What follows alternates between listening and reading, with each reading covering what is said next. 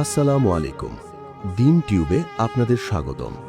পবিত্র রমজান মাস রহমত, মাগফিরাত ও নাজাতের মাস। এই মাসে আমরা অনেক বেশি ইবাদত করার চেষ্টা করি, কিন্তু আমাদের দৈনন্দিন জীবনে এমন কিছু প্রশ্ন সামনে আসে যা নিয়ে প্রকাশ্যে কথা বলতে অনেকেই লজ্জা পান। তরুণ সমাজের মনে প্রায়ই একটি প্রশ্ন ঘুরপাক খায়: রোজা অবস্থায় নফসের ধোকায় পড়ে যদি কেউ হস্তমৈথুন বা মাস্টারবেশন করে ফেলে, তবে কি তার রোজা ভেঙে যাবে? এটি একটি অত্যন্ত গুরুত্বপূর্ণ মাসআলা, যা প্রত্যেক মুসলিম যুবকের জানা থাকা জরুরি। আজকের ভিডিওতে আমরা কুরআন ও সহিহ হাদিসের আলোকে এই বিষয়টির সঠিক ও স্পষ্ট উত্তর জানব। তাই ভিডিওটি না টেনে শেষ পর্যন্ত মনোযোগ দিয়ে দেখার অনুরোধ রইল। খুব সহজ এবং সরাসরি উত্তর হল হ্যাঁ, রোজা অবস্থায় ইচ্ছাকৃতভাবে এই কাজ করলে রোজা সম্পূর্ণ ভেঙে যাবে। ইসলামী শরীয়তের 4 মাযহাবের বিশিষ্ট স্কলারদের সর্বসম্মত ফতোয়া অনুযায়ী রোজা অবস্থায় ইচ্ছাকৃতভাবে বীর্যপাত ঘটালে রোজা বাতিল হয়ে যায়। আমাদের মনে রাখতে হবে, রোজা মানে শুধু সকাল থেকে সন্ধ্যা পর্যন্ত না খেয়ে থাকা নয়। রোজার মূল উদ্দেশ্য হল তাকওয়া অর্জন করা এবং নিজের নফস বা কুপ্রবৃত্তিকে নিয়ন্ত্রণ করা। এবার আসুন দেখি সহিহ হাদিসে এ সম্পর্কে কি বলা হয়েছে। সহিহ বুখারী শরীফের 1894 নম্বর হাদিসে, যা একটি হাদিসে কুদসি, সেখানে রাসূলুল্লাহ সাল্লাল্লাহু আলাইহি ওয়াসাল্লাম বলেছেন, আল্লাহ তাআলা ইরশাদ করেন, বনি আদমের প্রতিটি আমল তার নিজের জন্য, শুধু রোজা ছাড়া। রোজা আমার জন্য এবং আমি এর প্রতিদান দেব। রোজাদার আমার জন্যই তার পানাহার ও যৌন চাহিদা বর্জন করে।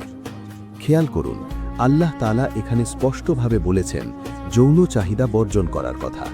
সুতরাং যখন কেউ হস্তমৈথুনের মতো কাজে লিপ্ত হয়, তখন সে রোজার এই মূল শর্তটি লঙ্ঘন করে, ফলে তার রোজা আর অবশিষ্ট থাকে না। এখন সবচেয়ে গুরুত্বপূর্ণ প্রশ্ন হল, যদি শয়তানের প্ররোচনায় পড়ে কারোর এই ভুল হয়েই যায়, তবে তার কি করণীয়?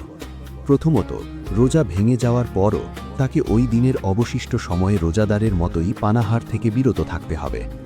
দ্বিতীয়ত, রমজান মাস শেষ হওয়ার পর তাকে এই ভাঙা রোজার কাজা আদায় করতে হবে, অর্থাৎ এর বদলে একটি রোজা রাখতে হবে।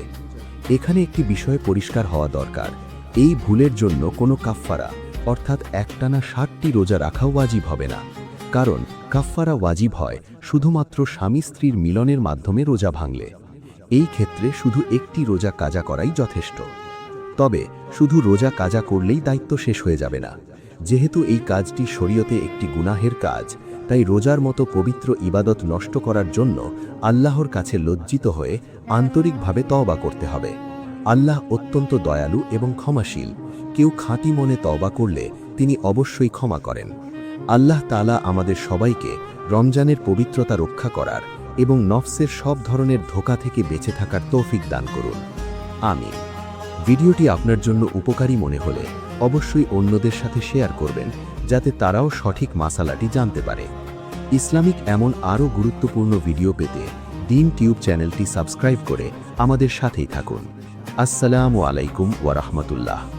প্রিয় দর্শক, আজকের ইসলামিক ভিডিওটি যদি আপনার সামান্যতম ভালো লেগে থাকে, তবে একটি লাইক দিয়ে আমাদের উৎসাহিত করবেন। দিনের এই খেদমতে শরীক হতে দিন টিউব চ্যানেলটি সাবস্ক্রাইব করে আমাদের পরিবারের সদস্য হয়ে যান। ইনশাআল্লাহ আপনার একটি শেয়ার বা সাবস্ক্রিপশনের মাধ্যমে দিনের আলো পৌঁছে যাবে আরো অনেকের কাছে।